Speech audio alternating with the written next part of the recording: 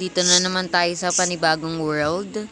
Yes, panibagong world. Pero hindi ko tatapusin yung Harmony SMP. By the way, hi besties. I am here at Lunari SMP Season 4, Episode 1. Ayan, si Eri.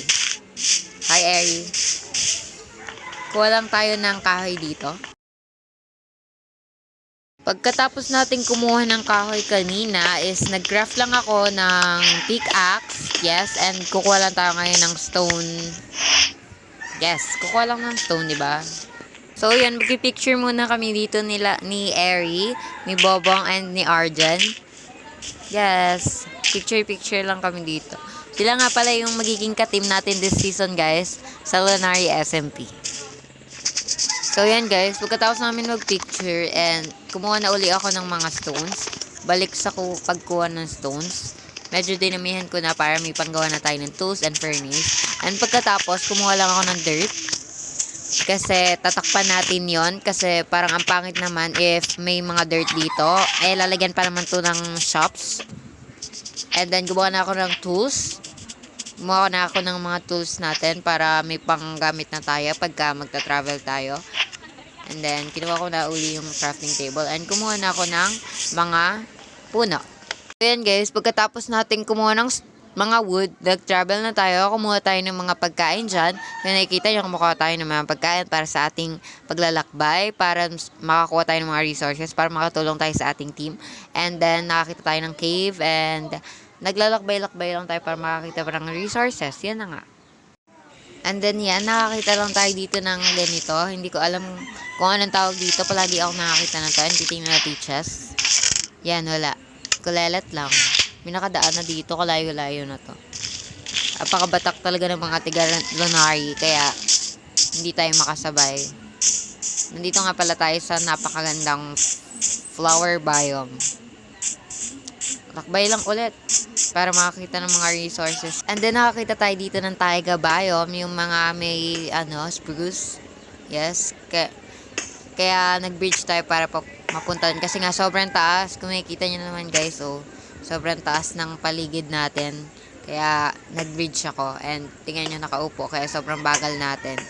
Ang bagal ko din mag-bridge kasi nga hindi ako masyadong pro sa pag-bridge. Ang alam ko lang mag-Minecraft, yun lang. Hindi man ako pro eh.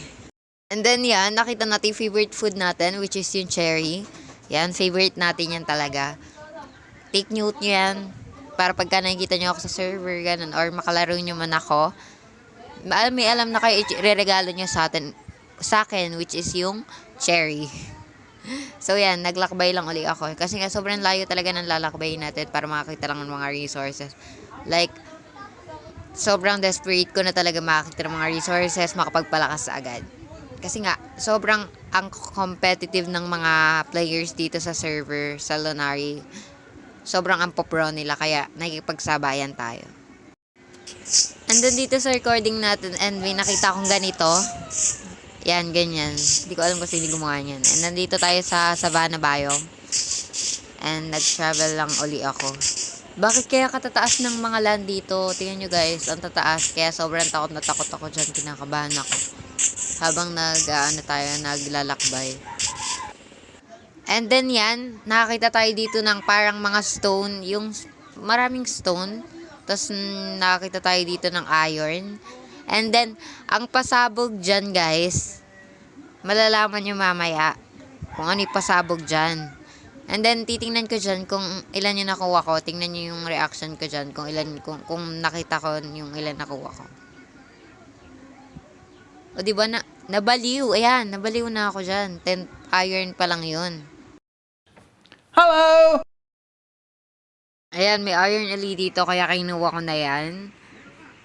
Ito ang pasabog dyan. Hindi lang yung iron na yan yung nakita ko, kundi ito pa. Ito. Ito. Ito. At kumuha pa ako ng maraming iron na makikita ko dyan. And after kong makuha lahat ng iron, nakaano ko dyan, 2 ata and 1 stock. Niluto ko na lahat, pati yung mga food ko. Pati coal, ang dami ko nakuha ng coal. 'Di ba? Ang perfect kaya sobrang laking tulong na nag-travel ako. And then after kung maluto 'yon, gumawa na ako ng mga tools ko and armor para may dagdag protection tayo pagka magta-travel. And then after natin mag-travel ng napakalayo, napunta tayo dito sa sand and wala tayong wood. Kaya sinayawan ko to para tumubo na siya agad. 'Di ba? Sayaw-sayaw lang dyan. Nawalan kasi tayo ng wood. Nakalimutan ko kumuha. And then, tinanim ko na lang yung cherry sapling na nakuha natin dun sa spawn. Tapos sayaw lang ako ng sayaw dyan para tumubo. Hindi ko alam kung ano yung ginagawa ko dyan pero... And after kung mag-travel, and then pinapapunta na ako nila Airy dun sa base namin, nakahanap na sila. Nakakita pa ako dito ng pyramid. Kaya pinuntahan ko siya, baka kasi may parang mga template, gano'n. Pan-design sa armor. Gusto ko kasi this season sa Lunari, maranasan natin yung magka-design sa armor. Saka magka-netherite armor na din. And then yan, dahil sa kabubuhan ko, nahulog ko pa yung boat. Takot na takot na nga ako sa mga drone. O, diba? Kabang-kabaka ko dyan. Kaya pinasok ko na agad yung pyramid dyan. Then yan, pumasok na tayo sa pyramid. Binutas ko lang yan para makababa tayo. Baka kasi matapakan natin yung TNT, mamatay tayo. Kinuha ko yun, tas kukunin ko yung TNT dyan. And dami kong loot na nakuha dyan. And sobrang swerte natin dahil hindi ko kinuha yung book na yan. Kasi nga, ang pangit ng may enchanted apple dyan. And yan may dalawang template. Kaya sobrang saya ko dyan. And then, sinakripisyo ko na yung mga iba kong item kasi nga puno na yung storage natin. And then, sakto, kinuha ko yung mga TNT dyan. And then, tumaas na rin ako. And then, puro enden. Anong puro end? Enden na lang ng enden, talaga. Yan, tumaas na ako. Tapos, pupunta na tayo dun sa base. And then, yan, nandito na tayo sa base natin. And kasama na natin si Bobong and si Airy. And then, yan si Bobong, nag-aano siya. And then, yung plano namin is gagawa kami ng community, which is may sarili-sarili kaming bahay, may sarili-sarili kaming gamit. Pero yung mga gamit na yun, bibigay na lang kami. Magiging community lang kami. Then, may mga farms kaming gagawin and maghihiraman na lang din kami ng mga farms. Ganun yung magiging natin, parang takbo ng system natin dito sa team namin. Pero, magtatayo din kami ng mga shop dun sa shopping district. And, yun lang. Maraming salamat sa panonood. Kung nag-enjoy kayo, please like and share. Subscribe. Bye!